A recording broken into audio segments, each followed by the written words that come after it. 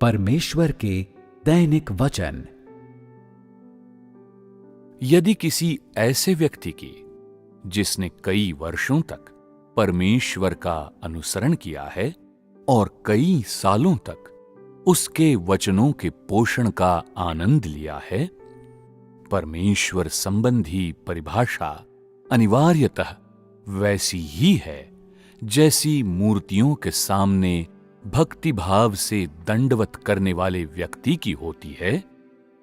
तो ये इस बात का सूचक है कि इस व्यक्ति ने परमेश्वर के वचनों की वास्तविकता प्राप्त नहीं की है।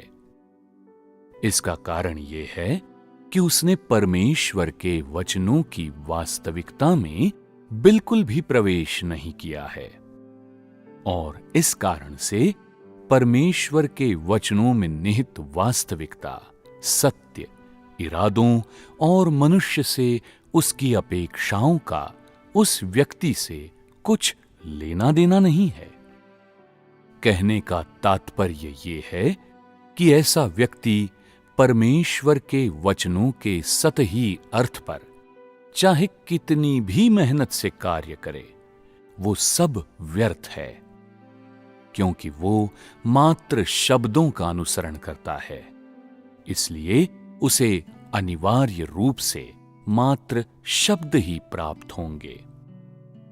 परमेश्वर द्वारा बोले गए वचन दिखने में भले ही सीधे सादे या गहन हो, लेकिन वे सभी सत्य हैं और जीवन में प्रवेश करने वाले मनुष्य के लिए अपरिहार्य हैं। वे जीवन जल के ऐसे झरने हैं जो मनुष्य को आत्मा और देह दोनों से जीवित रहने में सक्षम बनाते हैं। वे मनुष्य को जीवित रहने के लिए हर जरूरी चीज मुहैया कराते हैं।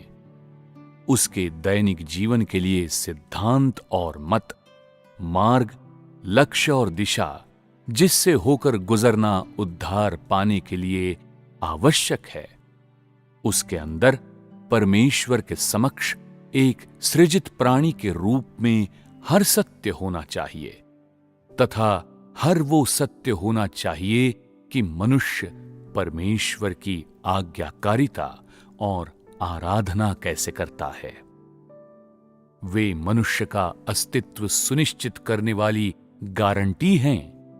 वे मनुष्य का दैनिक आहार हैं और ऐसा मजबूत सहारा भी हैं जो मनुष्य को सशक्त और अटल रहने में सक्षम बनाते हैं। वे उस सामान्य मानवता के सत्य की वास्तविकता से संपन्न हैं जिसे सृजित मनुष्य जीता है।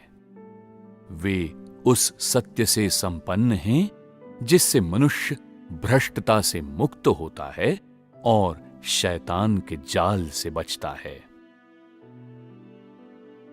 वे उस अथक शिक्षा, उपदेश, प्रोत्साहन और सांत्वना से संपन्न हैं जो सृष्टा सृजित मानव जाति को देता है। वे ऐसे प्रकाश स्तंभ हैं जो मनुष्य को सभी सकारात्मक बातों को समझने के लिए मार्गदर्शन और प्रबुद्धता देते हैं।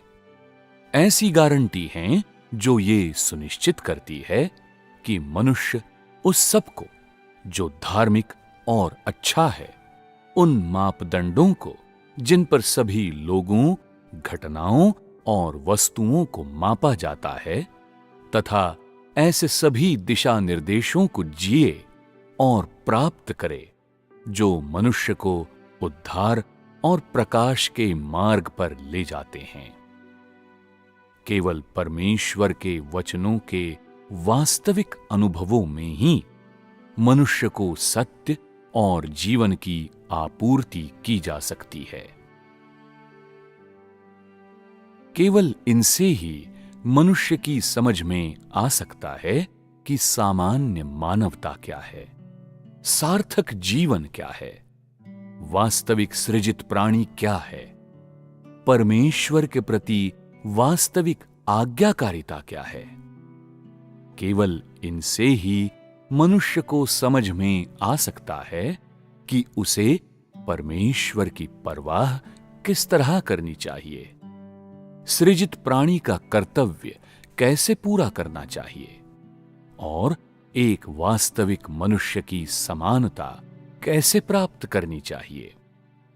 केवल इनसे ही मनुष्य को समझ में आ सकता है कि सच्ची आस्था और सच्ची आराधना क्या है।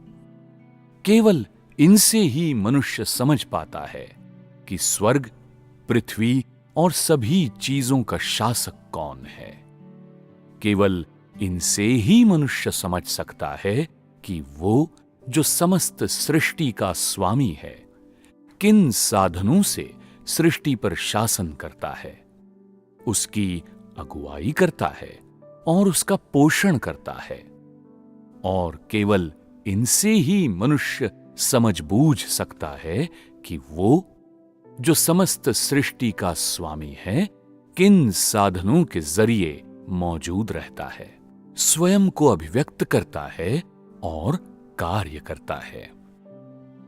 परमेश्वर के वचनों के वास्तविक अनुभवों से अलग मनुष्य के पास परमेश्वर के वचनों और सत्य का कोई वास्तविक ज्ञान या अंतर्दृष्टि नहीं होती।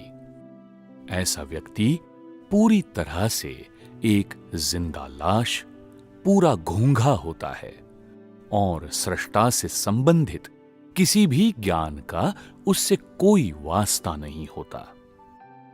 परमेश्वर की दृष्टि में ऐसे व्यक्ति ने कभी उस पर विश्वास नहीं किया है, न कभी उसका अनुसरण किया है, और इसलिए परमेश्वर न तो उसे अपना विश्वासी मानता है और न ही अपना अनुयायी।